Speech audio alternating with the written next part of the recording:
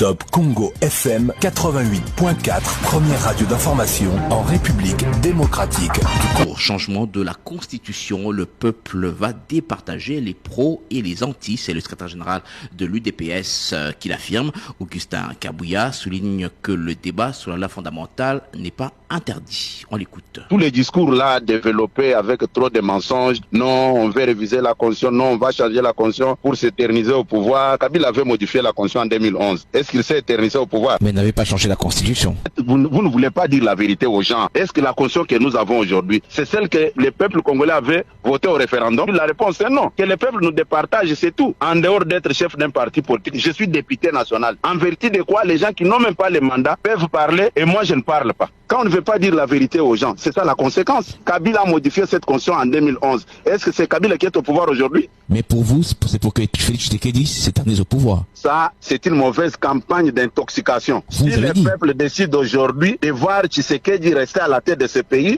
personne ne va s'opposer. Oui, mais vous, le but de votre action, c'est que le président Tshisekedi puisse rester au pouvoir. C'est ça la méchanceté. Quand les gens réfléchissent à ma place. Face à vos militants, vous avez déclaré que le mandat de 5 ans est insuffisant pour gérer la RDC et il faut un peu plus.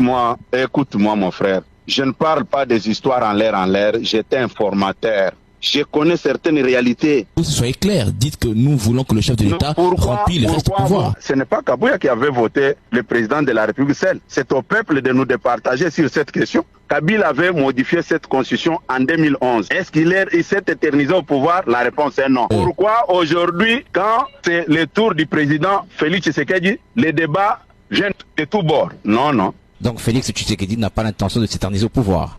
Mais pourquoi vous voulez conclure à ma place et à la place de la population? Et c'est aussi que Tshisekedi modifie la constitution et si vous constatez qu'il s'éternise au pouvoir, revenez pour me poser la question. Pourquoi vous avez ce procès d'intention?